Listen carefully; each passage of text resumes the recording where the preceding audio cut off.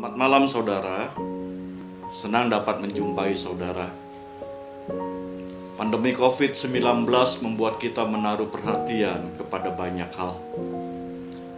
Kita dibombardir berbagai berita seputar COVID-19. Pembicaraan dan perhatian kita tidak jauh dari disinfektan, hand sanitizer, masker, PSBB. Kita berdiskusi jemur badan itu sebaiknya jam 9 pagi atau jam 11. Selalu muncul pertanyaan kapan pandemi ini berakhir, bulan Juli atau Desember. Lalu bagaimana dampak sosial ekonomi yang mau tidak mau harus dihadapi? Ada banyak orang begitu rajin melihat data apakah PDB bertambah atau berkurang karena sembuh. Saudara, tanpa kita sadari, akhirnya kita salah fokus. Salah fokus membuat kita sulit keluar dari kekhawatiran dan ketakutan kita yang kadangkala berkelebihan. Padahal kita semua tidak mau menjadi paranoid. Nah, dalam konteks inilah saya ingin menyapa saudara dengan kata hari ini, fokus yang benar. Bacaan Alkitab kita diambil dari Yohanes 21 ayat 1 sampai dengan 19. Kemudian Yesus menampakkan diri lagi kepada murid-muridnya di pantai Danau Tiberias, dan ia menampakkan diri sebagai berikut. Di pantai itu berkumpul Simon Petrus, Thomas yang disebut Didimus, Nathanael dari Kana yang di Galilea, anak-anak Zebedius, dan 2 orang muridnya yang lain. Kata Simon Petrus kepada mereka, "Aku pergi menangkap ikan."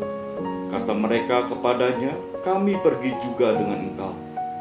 Mereka berangkat lalu naik ke perahu, tapi malam itu mereka tidak menangkap apa-apa. Ketika hari mulai siang, Yesus berdiri di pantai. Akan tetapi murid-muridnya tidak tahu bahwa itu adalah Yesus.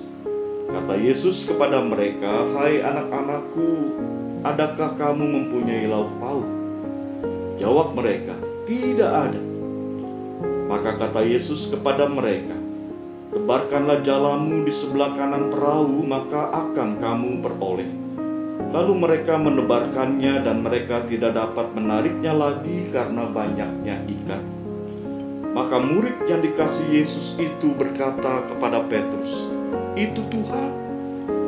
Ketika Petrus mendengar bahwa itu adalah Tuhan, maka ia mengenakan pakaiannya sebab ia tidak berpakaian, lalu terjun ke dalam danau.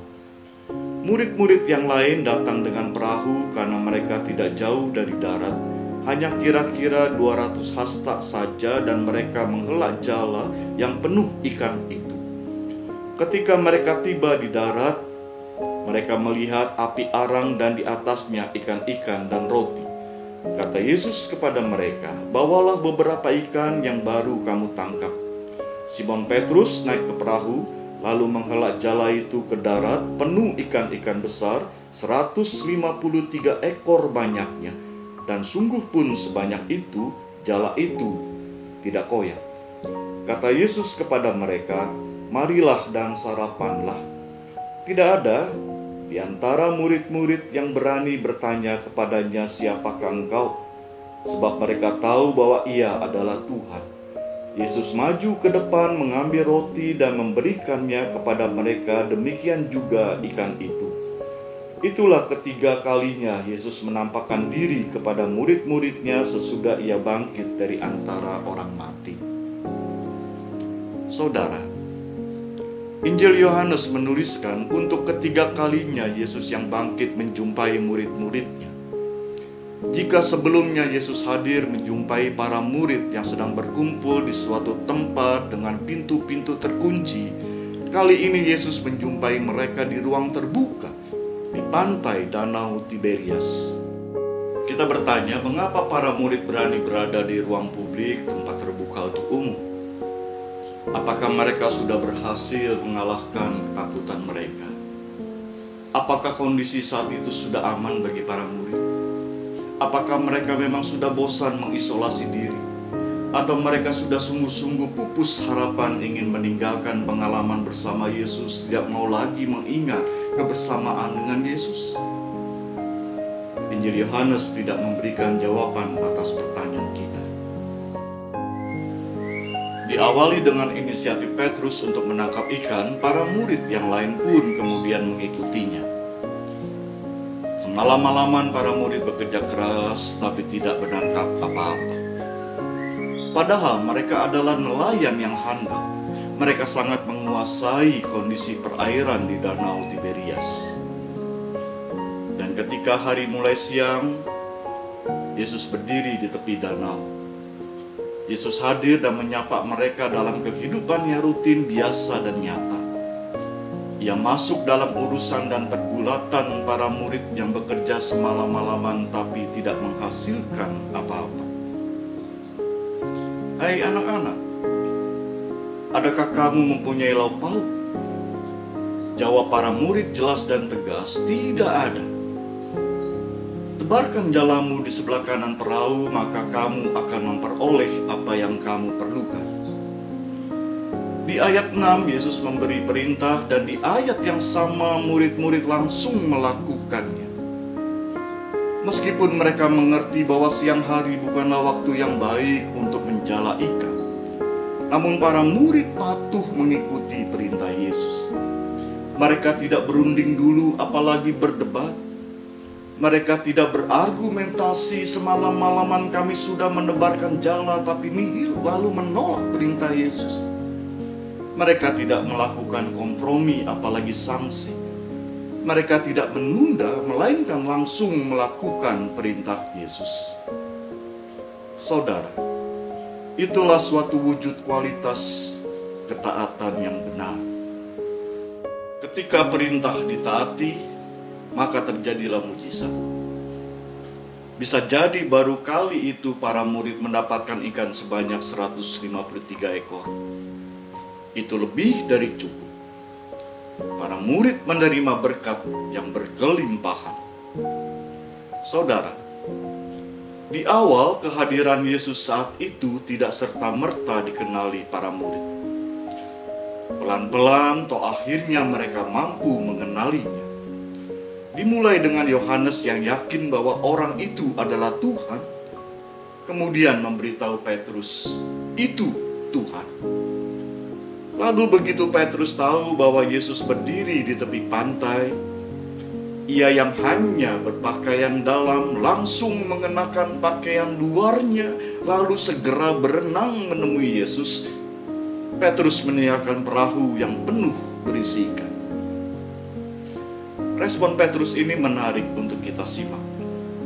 Yang pertama, sebelum menjumpai Yesus, Petrus terlebih dulu mengenakan pakaian luarnya. Yang dilakukan Petrus berbeda dengan yang kita lakukan. Biasanya orang melepaskan pakaian luarnya baru berenang.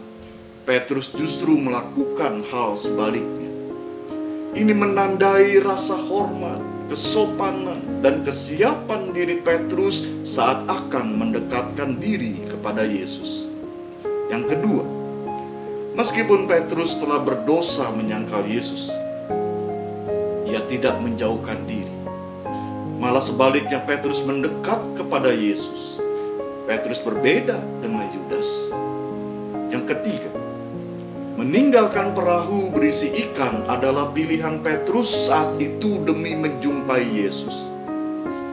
Bukankah semula Petrus yang berinisiatif untuk menangkap ikan? Kini setelah ikan diperoleh, mengapa Petrus justru meninggalkannya? Mengapa ia tidak sabar untuk tetap berada di perahu? Bukankah sebentar lagi perahu tiba di pantai dan ia bisa berjumpa dengan Yesus? Saudara, pilihan Petrus untuk meninggalkan perahu berisi ikan itu menunjukkan Petrus tidak salah fokus. Mata dan hatinya tertuju kepada Yesus Kristus semata. Meskipun ikan adalah kebutuhan, dan ia tahu ikan sejumlah 153 ekor itu adalah berkat dari Tuhan, namun Petrus mengejar yang jauh lebih berharga, yang melebihi semua berkat, yaitu Tuhan Yesus sendiri. Bukan berarti Petrus menyia-nyiakan berkat Tuhan.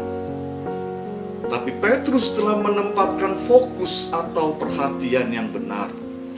Fokusnya kepada Dia yang adalah sumber dan pemberi berkat, bukan terutama kepada berkat itu sendiri. Baru kemudian setelah berjumpa dekat dengan Yesus, Tuhan yang menyediakan berkat itu, Petrus mengerjakan tugasnya. Ia naik ke perahu, menghela jala ke darat. Saudara, peristiwa di tepi Danau Tiberias adalah peristiwa yang memulihkan dan meneguhkan kembali iman para murid.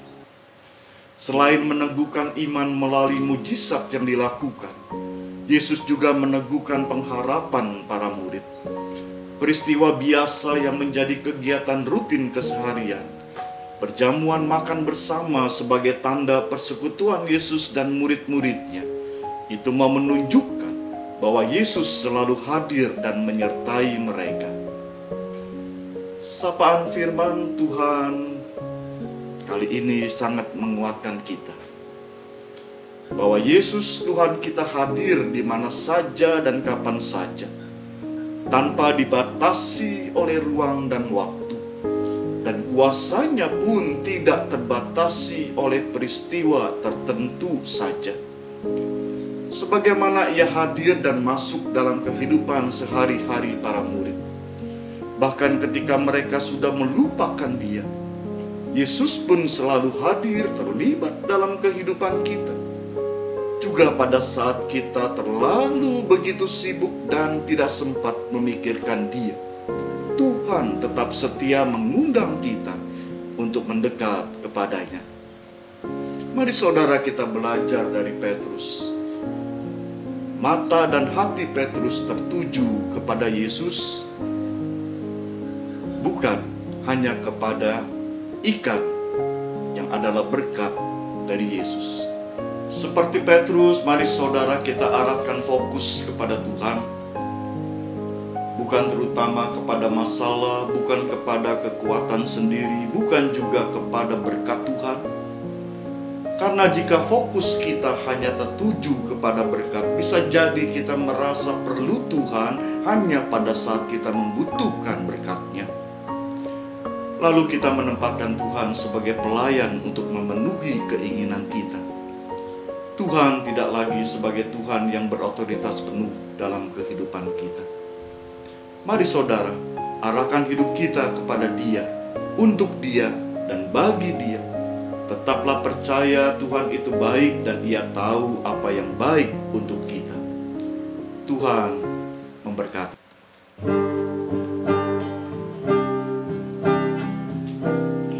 Buka mataku melihat-Mu Yesus, ku ingin dekat-Mu menyatakan kasih. Buka telingaku untuk mendengar-Mu, oh buka mataku melihat-Mu Yesus. Bapa, kami disapa oleh firman Tuhan untuk menaruh perhatian atau fokus hanya kepada Yesus. Bukan terutama kepada masalah, bukan terutama kepada kekuatan kami sendiri, bukan juga terutama hanya kepada berkat-berkat Tuhan, tapi kepada Tuhan Sang Pemberi berkat. Karena hanya dengan demikian kami menemukan banyak mujizat di tengah kehidupan kami. Dan pada saat ini kami juga ingin belajar sebagai murid-murid yang mau merespon perintah Tuhan dengan kepatuhan. Dan biarlah Tuhan menolong kami, memampukan kami untuk mewujudkan panggilan Tuhan sebagaimana Tuhan kehendaki dalam hidup kami masing-masing. Kami menyerahkan hidup dan masa depan kami hanya di dalam tangan-Mu saja. Dalam Yesus kami berdoa. Tuhan berkati kita semua.